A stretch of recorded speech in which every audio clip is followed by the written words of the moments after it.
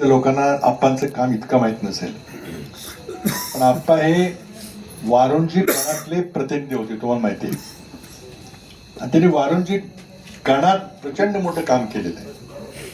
रस्त्याची कामं सांगितली, पण इथले नव्हते. आता जिल्हा परिषद असल्यामुळे दोन्हीचे प्रतिनिधी होणार आहे. स्वतः उद्योगपती आहेत, यशस्वी उद्योगपती आहेत, सामान्य शेतकऱ्याचा मुलगा, सगळ्या कुटुंबांनी दूध घालून आपल्या जीवनाला सुरुवात केली आणि आज ते कुठल्या कुठं पोचलेले आहेत. त्यांना काय कोणाकडनं दोन पैसे घ्यायची काही गरज नाही, उलट ते वेळप्रसंगी दोन पैसे खर्च करतील तुमच्याकडनं. कोविडमध्ये त्यांनी केलेलं काम सगळ्यांना माहिती आहे. औषधं असतील, खाटा असतील, दवाखान्यामध्ये ऍडमिशन असेल, सगळं जीव तोडून त्यांनी काम केलं. मला स्वतः माहिती आहे, आम्ही दोघांनी मिळून बऱ्याचशा गोष्टी केल्या. भयंकर चिकाटीनं काम करणारा हा नेता आहे आमचा, म्हणून आम्ही त्यांना कराड दक्षिण तालुका काँग्रेस कमिटीचं अध्यक्षपदी दिलेलं आहे. आता ते सुनेंद्रताईच्या रूपानं गटाचे सर्व गट म्हणजे वारुंजी गट म्हणजे कोयना वसाहत असेल, जकीनवाडी, नांदलापूर, धोंडेवाडी असेल आणि तिकडचे सगळे गावं, वारुंजी, मुंड, गोट, कोळशी, वनवली, सगळ्या गावांचे ते प्रतिनिधी होतील जर तुम्ही संधी दिली तर. आम्ही तुम्हाला सांगतो, मी त्यांचं स्वतः जवळून काम पाहिलेलं आहे. इतकी चिकाटी आहे.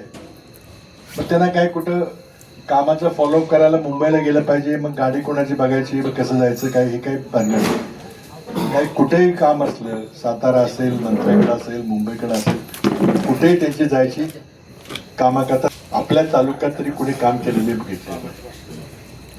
शेकांबद्दल बोलायचं झालं तर तुम्हाला माहित नसेल, शेकांचे वडील पीजी अण्णा हे माझे क्लासमेट आहे.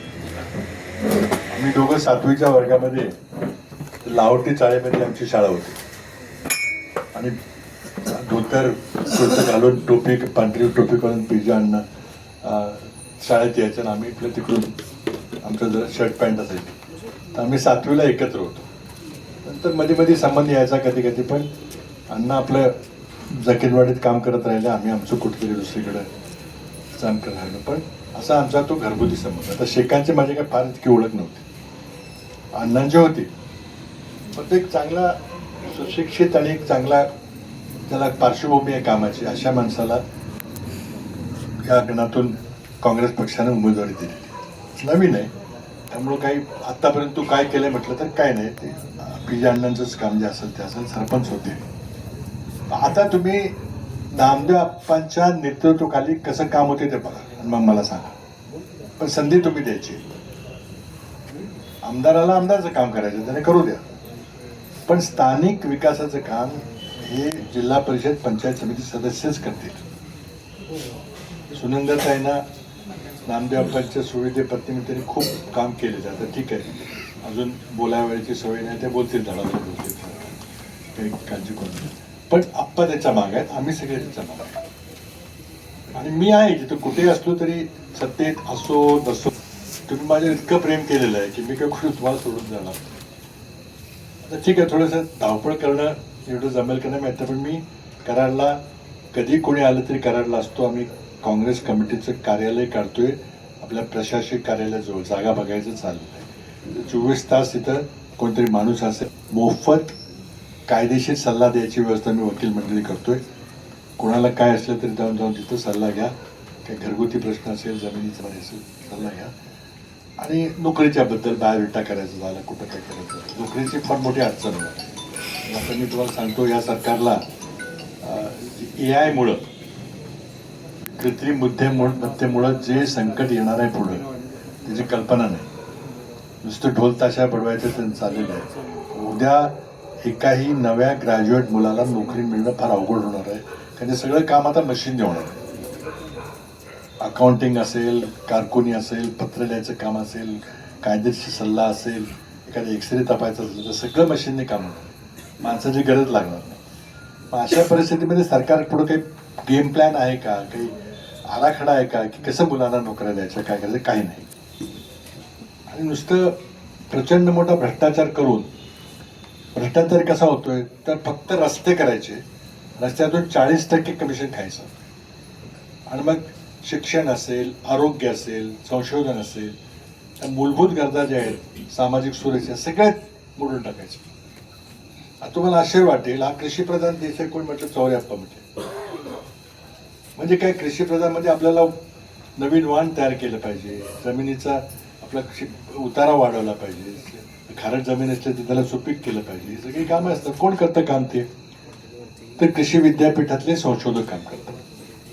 आणि त्यातूनच मग महाराष्ट्राची जी विशेष परिस्थिती आहे त्यावर आपण उपाय करतो. काही ऊसाचं टनेज 30 टन पडतं की 40 टन पडलं का 125 टन पडतं.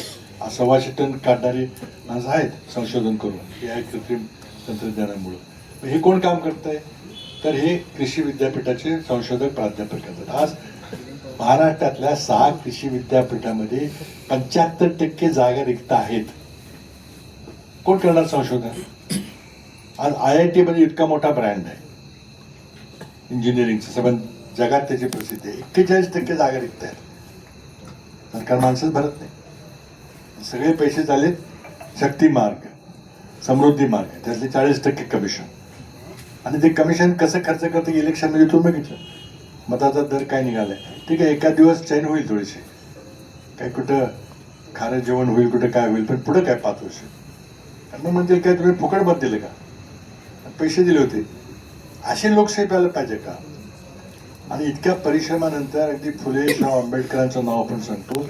आज सत्ता जी 2% लोकांच्या हातात होती त्यातनं हिसकावून घेऊन आपण बहुजनांच्या हातात दिली. ते आता पुन्हा उलटे फिरवायचं का चक्र?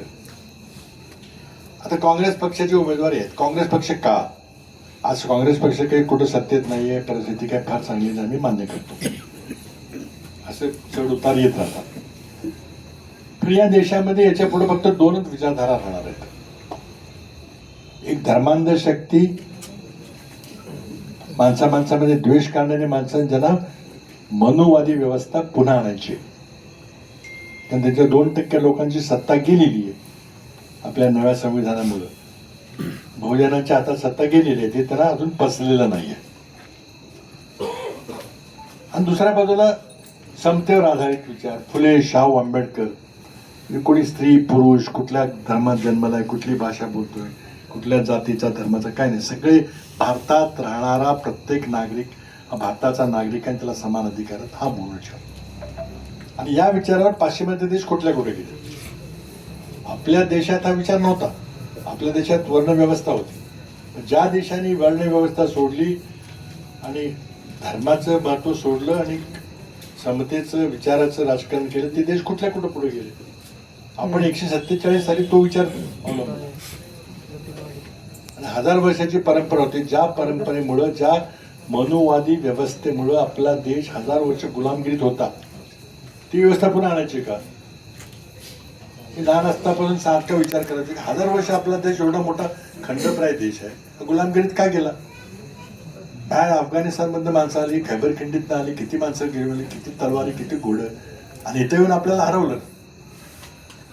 पानिपतच्या लढाईमध्ये घर में आके मारा, हे सांगत नाहीत कोणाला. सोमनाथ मंदिराचा त्याने जीर्णोद्धार करून मोदीने आता कार्यक्रम केला. अरे पण ती माणसं अफगाणिस्तानमध्ये आली, किती माणसं ऐकून आली होती, त्यांनी सोमनाथ मंदिरातलं सोनं सगळं लुटलं. पण तुमचे सगळे रजवाडे त्यावेळचे होते ते का बसले? तुम्ही त्यांचा का प्रतिकार करू शकला? मोदी म्हणतात ना घर में आके मारा, मग आता हे काय केलं? ही व्यवस्था तुम्हाला पुन्हा आणायची का? हा धोका आहे की जर पुन्हा मनोवादी व्यवस्था आली तर पुन्हा ती व्यवस्था येईल. म्हणून पक्ष महत्वाचा आहे. खरं म्हणजे ही निवडणूक पक्षापेक्षा विकासाची निवडणूक आहे. कोण काम करणार आहे, कोण गटर बघणार आहे, कोण रस्ता बघणार आहे, कोण लाईट बघणार आहे, कोण दवाखाना चालणार आहे, ही जी निवडणूक आहे. पण त्याला एक पार्श्वभूमी आहे पक्षाची. वेळेवर कोण करेल तर ते चालणार नाही, ती करायला आलं. मी पण आलोय, कारण माझी तब्येत एवढी बरी नाही, पण मध्यंतरी मला त्रास झाला होता. पण तरी म्हटलं नाही, मी आपल्या लोकांना भेटणार. तुम्ही मला खूप प्रेम दिलेलं आहे, मदत दिली असेल नसतील, पण 91 पासून मला तुम्ही आशीर्वाद दिलाय, त्यामुळे मला दिल्लीत काम करता आलं, मला महाराष्ट्राचं मुख्यमंत्री पद मिळालं तुमच्या आशीर्वादामुळे. त्यामुळे मला काही थोडंसं काय निकाल लागला निवडणुकीचा, ठीक आहे, तर तो विषय सोडून द्या. तर मी कोर्टात गेलोय की कशा प्रकारे निवडणूक झाली त्याचं सगळ्यात कोर्टात चर्चा होईल आमची. किती दुबार मतदान केलं, किती लोकांनी केलं, तो काही इथला विषय नाही, माझं मी बोलते. पण मी आहे इथं, मुंबईत असला माझं ऑफिस 24 तास उघडं आहे. आप्पांचं तर हॉटेलच आहे तिथे 24 तास उघडं आहे. त्यामुळे कुणीही काय तुम्ही या विकासाकरता लढणारं हे कुटुंब आहे आणि ही टीम आहे. हे माझा शब्द मी तुम्हाला देतो. कारण मी त्यांचं काम पंचायत समितीमध्ये स्वतः पाहिलेलं आहे. एकदा तुम्ही त्यांच्यावर जबाबदारी टाकली खांद्यावर की मग काही कोणी मागं पुढं बघायचं कारण मला वेळ नाही, मी आता इकडं काय अजिबात काय. तरी त्यांची यंत्रणा आहे, ते स्वतः उभं राहत करतील. त्यांचा तुमचा इतका जवळचा प्रतिनिधी होते, आता येईल. आणि काय सुनंदाताने दुसरं काही काम नाही, त्यांना काही भाकऱ्या बडवायच्या नाही, काय नाही, सगळे व्यवस्थित चालले सगळे. त्यामुळे ते तुमच्या सेवेकरता 24 तास चुकलं जातं.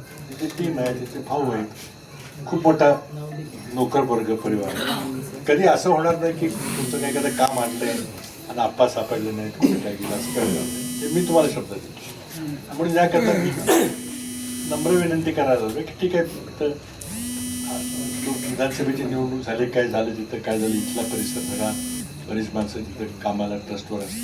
तरी पण 5 वर्षाकरता आणि कदाचित आणखी होईल, कारण मागची निवडणूक तर 8 वर्षांनी झाली. तर ही जर निवडून गेलं तर कदाचित 7-8 वर्षापर्यंत चालेल. ते काय भाजप राहिले तर, पण भाजप